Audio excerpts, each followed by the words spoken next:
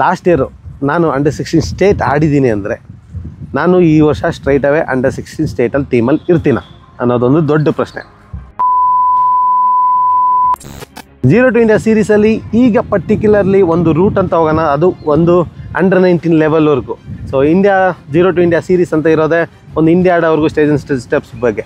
So ಹಾಗಾಗಿ age group ಕ್ರಿಕೆಟಿಂದ India ಅಂಡರ್-19ವರೆಗೂ ಒನ್ಸ್ ಇಂಡಿಯನ್ ಅಂಡರ್-19 ಹತ್ರ ಬಂದಾಗ ನಾವು ಆವಾಗ ಸೀನಿಯರ್ಸ್ಗೂ ಆ್ಯಡ್ ಮಾಡ್ಕೊಳ್ಳೋಣ, ರಂಜಿ ಟ್ರೋಫಿ ಲೆವೆಲು ಹಾಗೆ ಅಂಡರ್-23. ಸೊ ಅದು ಏಜ್ ಗ್ರೂಪ್ ಕ್ರಿಕೆಟ್ಗೆ ಬರುತ್ತೆ, ಬಟ್ ಸೆಲೆಕ್ಷನ್ಸ್ ಎಲ್ಲ ಸ್ವಲ್ಪ ಸೀನಿಯರ್ ಲೆವೆಲಲ್ಲಿ ಅದು ಬೇರೆ ಥರನೇ ಇರುತ್ತೆ. ಜನರಲಿ ಏಜ್ ಗ್ರೂಪ್ ಕ್ರಿಕೆಟ್ ಕ್ಯಾಟಗರಿಯಲ್ಲಿ ಬರೋ ರೀತಿ ಸೆಲೆಕ್ಷನ್ಸ್ ಇರೋಲ್ಲ, ಸೀನಿಯರ್ಸ್ಗೆ ಸಪ್ರೇಟ್ ಆಗಿರುತ್ತೆ. ಸೊ ಈಗ ಕನ್ಸಿಡರ್ ಮಾಡೋದಾದರೆ ಅಂಡರ್-14, ಅಂಡರ್-16, ಅಂಡರ್-19 ವುಮೆನ್ಸ್ ಕ್ರಿಕೆಟ್ ಆಗಿರ್ಬೋದು, ಮೆನ್ಸ್ ಕ್ರಿಕೆಟ್ ಆಗಿರ್ಬೋದು, ಆಲ್ಮೋಸ್ಟ್ ಸೆಲೆಕ್ಷನ್ಸ್ ಪ್ರೋಸೆಸ್ ಸೇಮೇ ಇರುತ್ತೆ.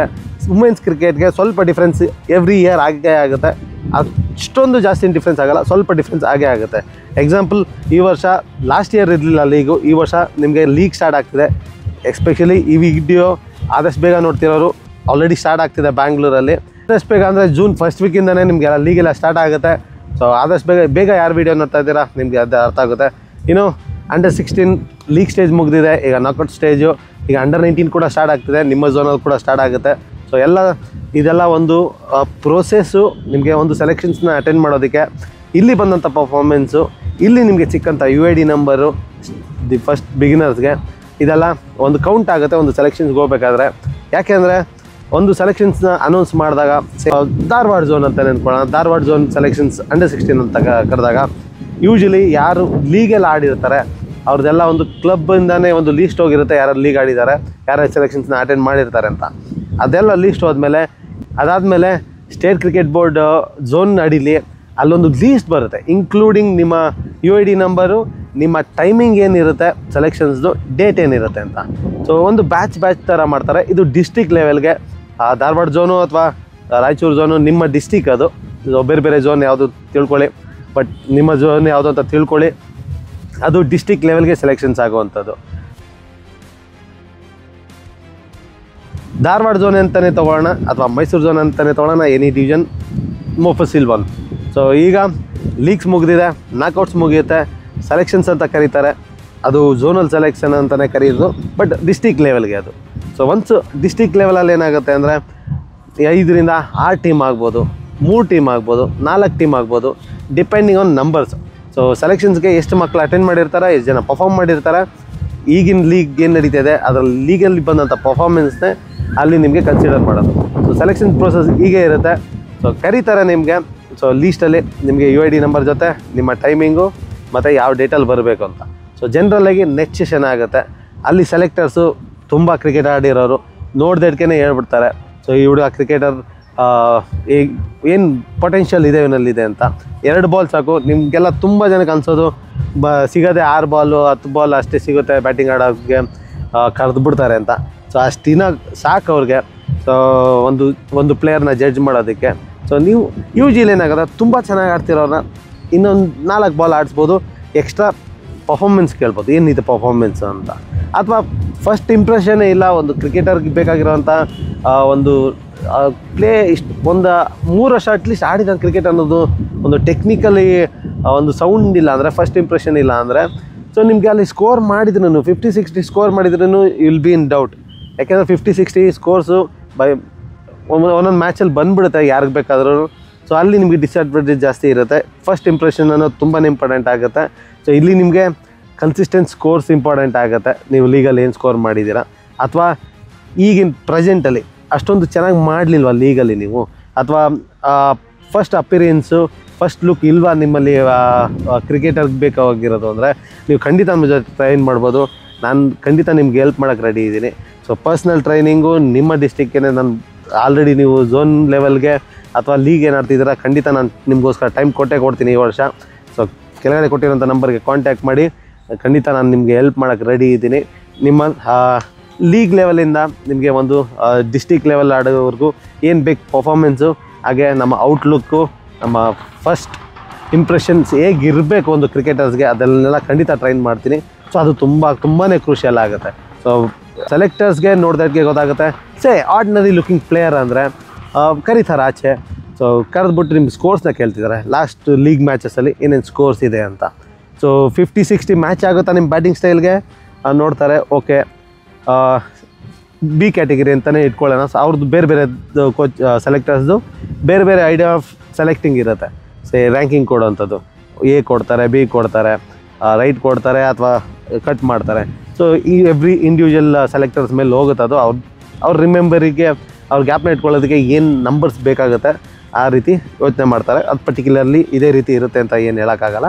ಸೊ ಒಂದು ಇಂಡಿವಿಜುವಲ್ ಸೆಲೆಕ್ಟರು ಹೇಗೆ ಅವರು ಗ್ಯಾಪ್ನ ಇಟ್ಕೋಬೋದು ಒಂದು ಪ್ಲೇಯರ್ನ, ಒಂದು ಔಟ್ಲುಕ್ಕು ಮತ್ತು ಒಂದು ಸೆಲೆಕ್ಷನ್ಸ್ ಪ್ರೊಸೆಸ್ಗೆ ಅಂತ ಬಂದಾಗ. ಗುಡ್ ಅಂತ ಅನಿಸಿದ್ರೆ ಸೆಕೆಂಡ್ ಲಿಸ್ಟಿಗೆ ಕರೀತಾರೆ. ಅಂದರೆ ಫಸ್ಟು 300 ಜನ ಅಟೆಂಡ್ ಮಾಡಿದ್ದಾರೆ, 300 ಮಕ್ಕಳು ಸೆಲೆಕ್ಷನ್ಸ್ನ ಅಟೆಂಡ್ ಮಾಡಿದ್ದಾರೆ ಅಂದರೆ ಅದರಲ್ಲಿ 100ವರೆಗೂ 120ವರೆಗೂ ಸೆಕೆಂಡ್ ಇದು ಕರೀತಾರೆ. ಇಲ್ಲಿ ಫಿಲ್ಟರ್ ಆಗ್ತಾರೆ. ಯಾರು ನೀವು ಕರೆಕ್ಟಾಗಿ ಕಾಣಿಸ್ಕೊಳ್ಳೋದಿಲ್ಲ, ಕ್ರಿಕೆಟರ್ ಥರ ಕಾಣಿಸ್ಕೊಳ್ಳಲ್ಲ, ಬ್ಯಾಟ್ಸ್ಮನ್ ಥರ ಕಾಣಿಸಲ್ಲ, ಅಷ್ಟು ಸ್ಕೋರು ಇಲ್ಲ, ಸುಮ್ಮನೆ ಲೀಗ್ ಆಡಿದ್ದೀವಿ ಅನ್ನೋದಕ್ಕೋಸ್ಕರ ನೀವು ಸೆಲೆಕ್ಷನ್ಸ್ ಅಟೆಂಡ್ ಮಾಡಿದ್ದೀರಾ ಅಂದರೆ ಅಲ್ಲಿ ನಿಮಗೆ ಕಟ್ ಡೌನ್ ಮಾಡ್ತಾರೆ.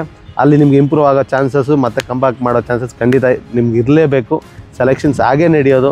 ಸೊ ಇಲ್ಲಿ ಕಟ್ ಡೌನ್ ಆಗ್ತಾನೆ ಹೋಗ್ತಾರೆ. ಸೊ ಕಟ್ ಡೌನ್ ಆದವರೆಲ್ಲ ಮತ್ತೆ ವರ್ಕ್ ಮಾಡಬೇಕಾಗಿದೆ, ಮತ್ತೆ ಇನ್ನೂ ಹಾರ್ಡ್ ವರ್ಕ್ ಮಾಡಬೇಕಾಗುತ್ತೆ. ನೀವೇನು ಮಾಡ್ತಿದ್ದೀರಾ ಅದು ಸಾಕಾಗ್ತಿರಲ್ಲ, ಇನ್ನೂ ಒಂದು ಎಕ್ಸ್ಟ್ರಾ ನಿಮಗೆ ಒಂದು ಟೆಕ್ನಿಕಲಿ ಸಪೋರ್ಟು ಅಥವಾ ಮೆಂಟಲಿ ಸಪೋರ್ಟು ನಿಮ್ಗೆ ಖಂಡಿತ ಬೇಕಾಗುತ್ತೆ. ಅದಕ್ಕೆ ನಾವು ಇದ್ದೀವಿ. ಸೊ ಒನ್ಸ್ ಅಲ್ಲಿಂದ ಕಟ್ ಡೌನ್ ಮಾಡ್ತಾರೆ. 300ಇಂದ 120 ಪಿಕ್ ಮಾಡ್ತಾರೆ ಸೆಕೆಂಡ್ ರೌಂಡ್ಗೆ.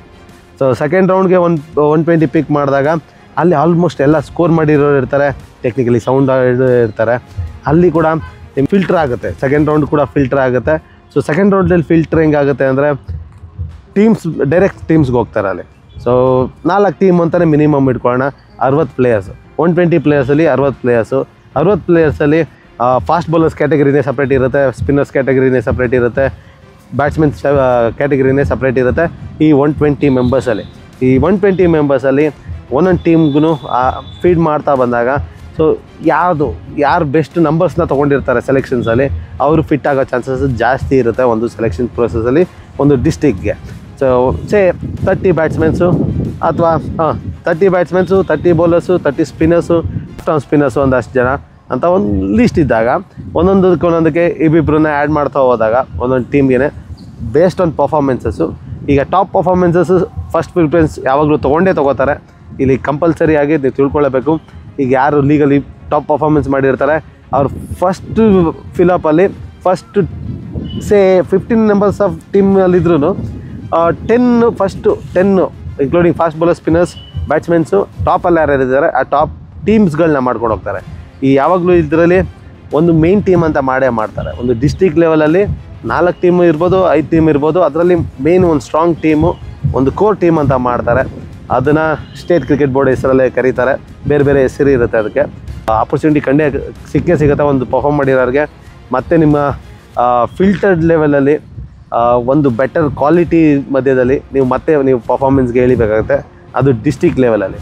ಸೊ ಡಿಸ್ಟ್ರಿಕ್ಟ್ ಲೆವೆಲ್ಲು ನಿಮಗೆ ಹತ್ರ ಬಂದವರಿಗೆ ತಿಳಿಸ್ಕೊಡ್ತೀನಿ ಯಾವ ಡಿಸ್ಟ್ರಿಕ್ಟ್ ಹೆಸರಲ್ಲಿ ಬರುತ್ತೆ ಅಂತ. ಪರವಾಗಿಲ್ಲ, ಅದೇನು ಜಾಸ್ತಿ ಡಿಫ್ರೆನ್ಸ್ ಆಗೋಲ್ಲ.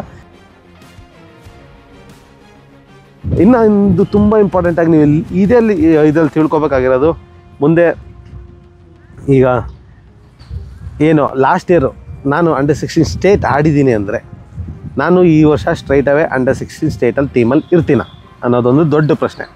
ಲಾಸ್ಟ್ ಇಯರ್ ಹೆಂಗೆ ಇದ್ರು ಸ್ಟೇಟ್ ಆಡಿದ್ದೀನಿ, ಈ ವರ್ಷ ನಾನು ಡೈರೆಕ್ಟ್ ಸ್ಟೇಟ್ ಟೀಮ್ ಸಿಗುತ್ತಾ? ಖಂಡಿತ ಸಿಗೋಲ್ಲ.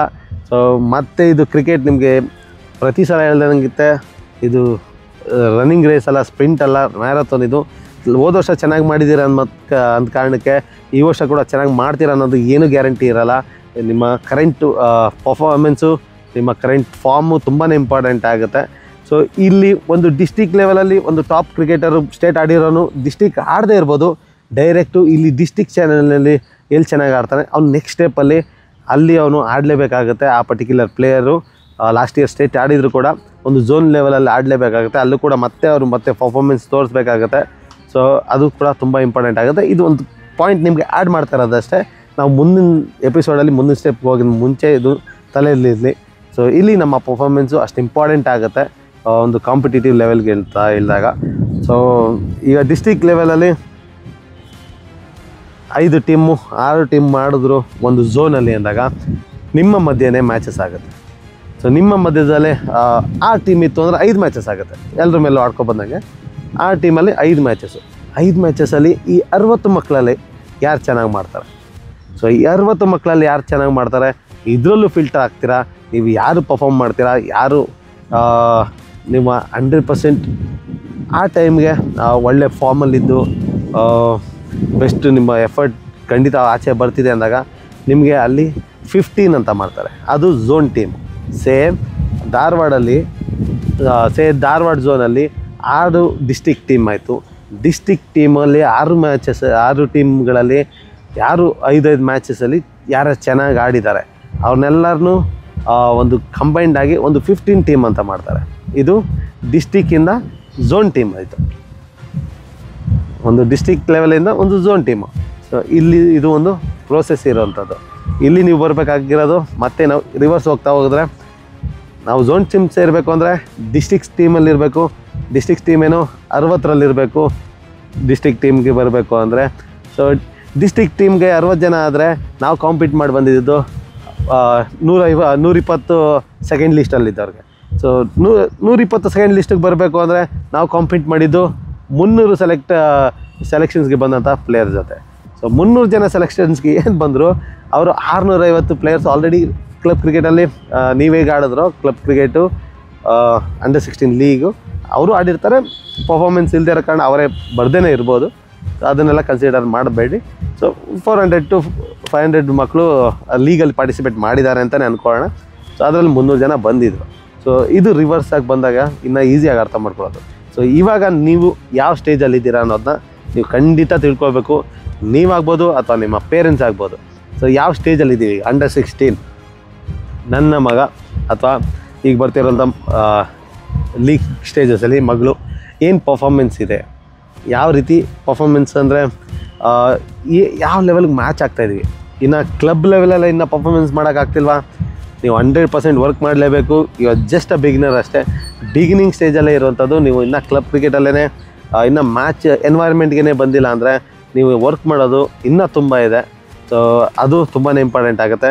ಒನ್ಸ್ ನೀವು ಲೀಗಲ್ ಚೆನ್ನಾಗಿ ಮಾಡಿದ್ದೀರಾ ಅಂದರೆ ಈಗ ಕಾಂಪಿಟೇಟಿವ್ ಲೆವೆಲ್ಗೆ ಒಂದು ಅಂಡರ್ ಪ್ರೆಷರ್ ಮ್ಯಾಚಸಲ್ಲಿ ಸೆಲೆಕ್ಷನ್ ಮ್ಯಾಚಸಲ್ಲಿ ನಾವು ಹೇಗೆ ನಾವು ಡೆವಲಪ್ ಮಾಡ್ಕೋಬೇಕು, ಮೆಂಟಲಿ ಹೋಗ್ತಾ ಹೋಗುತ್ತೆ. ಈಗ ಫಿಸಿಕಲಿ ಸ್ಟ್ರಾಂಗ್ ಇದ್ದೀರಾ ಅಂತ ಅರ್ಥ. ಈಗ ಸೊ ಮೆಂಟಲಿ ಗೇಮ್ ಅವೇರ್ನೆಸ್ನ ಹೇಗೆ ಬಿಲ್ಡ್ ಮಾಡ್ಕೋತೀರಾ ಮ್ಯಾಚಸ್ ಲೆವೆಲಲ್ಲಿ, ಅದೆಲ್ಲ ತುಂಬಾ ಇಂಪಾರ್ಟೆಂಟ್ ಆಗುತ್ತೆ.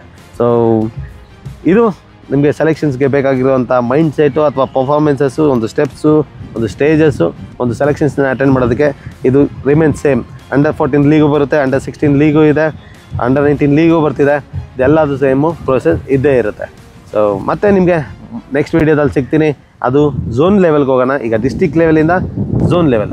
ಝೋನ್ ಅಂದರೆ ಯಾವ್ಯಾವ ಝೋನ್ ಯಾರ್ಯಾರ ಮೇಲೆ ಆಡ್ತೀವಿ, ಹಾಗೆ ಯಾವ ರೀತಿ ವರ್ಕ್ ಆಗುತ್ತೆ, ಯಾವ ರೀತಿ ಇರುತ್ತೆ ಸೆಲೆಕ್ಷನ್ಸು, ಅದ್ರ ಬಗ್ಗೆ ಎಲ್ಲ ತಿಳ್ಕೊಳ್ಳೋಣ. All the best. ಮತ್ತೆ ನಾವು ಇನ್ನೊಂದು ಎಪಿಸೋಡಲ್ಲಿ ಸಿಗ್ತೀನಿ.